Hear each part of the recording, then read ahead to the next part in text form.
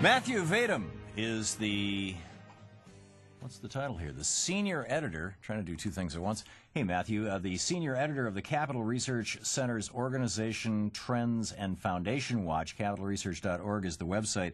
Capital Research Center, one of the conservative organizations funded in large part by the conservative foundations and others that has done such things as the Defund the Left movement and whatnot. And Matthew, welcome to the program. Hey, thanks very much, Thom. You wrote an interesting article yesterday. The left won't let this shooting go to waste. And you, again, trashed Janet Napolitano for releasing this Department of Homeland Security document assessment that was commissioned by the Bush administration. And you say this is the worst kind of smear, but it's par for the course for the left. Are you serious, or do you want to retract that statement? Well, I haven't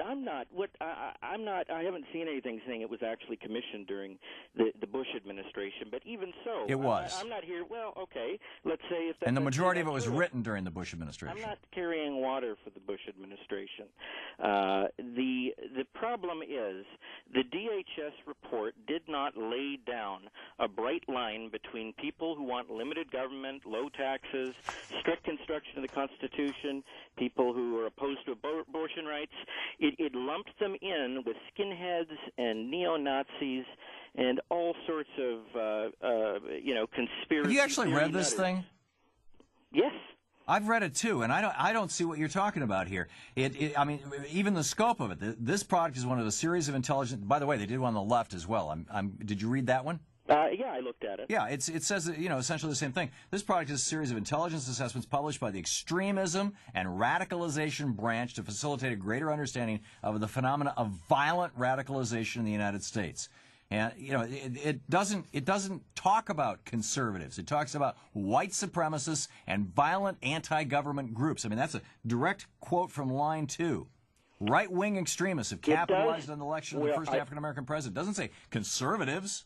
It says right-wing extremists. I appreciate your effort to lawyer this. Well, give me the quote from it that conflates, conservatives. Extremism in the United States can be broadly divided into those groups, movements, and adherents that are primarily hate-oriented based on hatred of what page are you on? Well, I don't have the page. I have the quote right now here. But while we're talking, I can look it up. But it says that people who reject federal authority in favor of state or local authority or rejecting government authority entirely. It may include groups or individuals that are dedicated to a single issue, such as opposition to abortion or to immigration. Yeah, so, that's really crazy, isn't it? Tell that to Dr. Tiller's family. I don't know what you're getting at. My point is that what they identified is that some of these guys who say, A, there should be no federal government, or B, the federal government should not be, fill in the blank, I'm running public schools or whatever, and that single issue group folks like, abortion should be illegal, and damn it, if we're not going to have it, we're going to kill the abortion providers, very often are extremists and are murderers. But they don't represent you're conflating, just as this report does, extremist wackos with people in the mainstream conservative and libertarian movements. And you're repeating the same smear that this DHS report does that quotes directly. When did I do that? Right now. It quotes directly from the crazy writings of the radical Nutbar Southern Poverty Law Center. Matthew, this is Klansman under. Let me just finish. You can hit me over the head in a moment.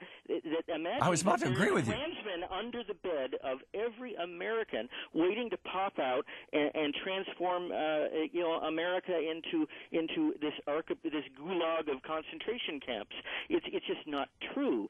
This right-wing extremism is not as there certainly is such a thing, just as there's left-wing extremism, particularly eco-terrorism, but it is not as broad a movement as you and a lot of other people are trying to suggest that it is. The Klan used to have millions of members. It controlled many state legislatures in the 20s and 30s and 40s, but its day is gone. Now they're a bunch bunch of drunken losers who get welfare and live in their grandmother's basements and you know, and have rotting teeth and talk about the good old days with their buddies.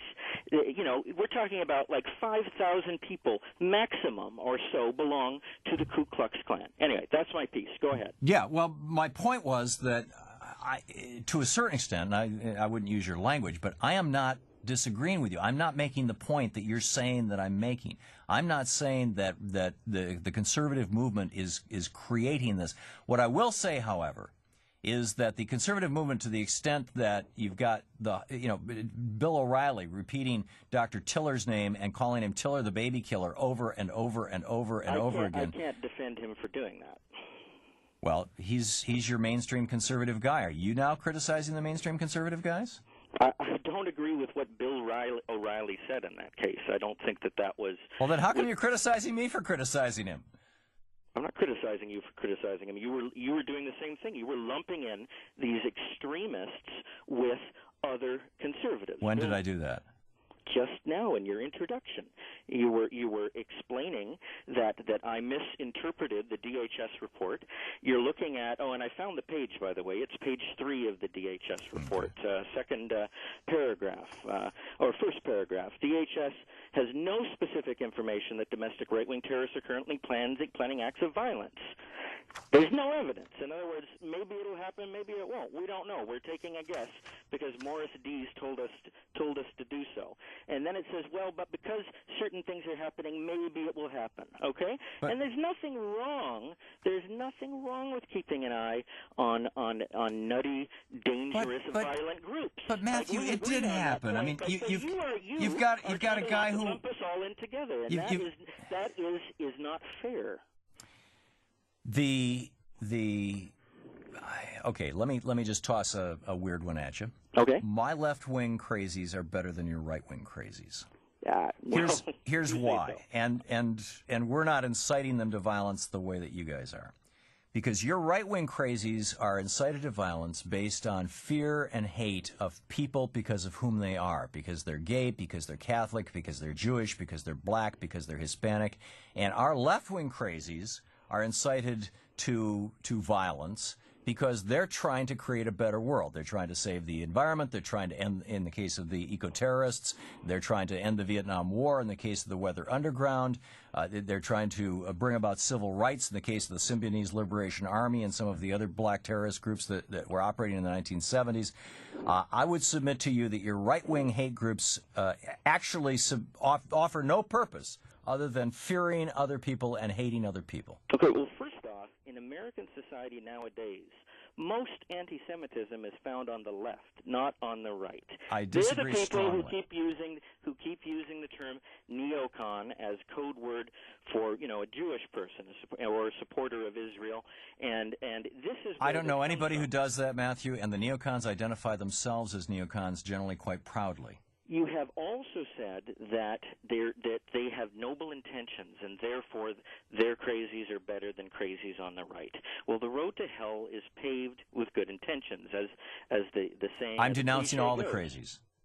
You didn't what? I'm denouncing all the crazies. I'm denouncing. I'm just saying. I find it very interesting. I'm curious. How can you say our crazies are crazy? Our crazies. Well, I'm curious your response to this. It seems to me that the crazies on the left. Of this analysis. Well, it seems to me I'm actually genuinely interested in your response to this thought that the crazies on the left are people who have taken a position that is, let's make the world better, to an extreme, a stupid extreme, but an extreme. The crazies on the right are the ones who have taken a position of, oh my God, we should be afraid of other people, to an extreme, a crazy extreme. And it seems to me that the right-wing extreme is far more dysfunctional than the left-wing extreme for that reason. Am I, you think I'm onto something? I'd have to actually think about what you're saying, but let's look at the left-wing extremism that we've seen over the Bush administration. Okay, right. You had absolutely ridiculous protests against Bush.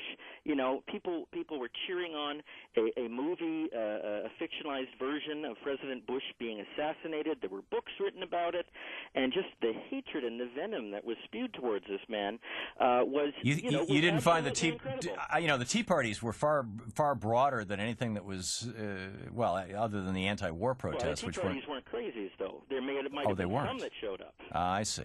The Tea Parties were just normal, everyday Americans. All political demonstrations attract a certain segment of the kook of kooks.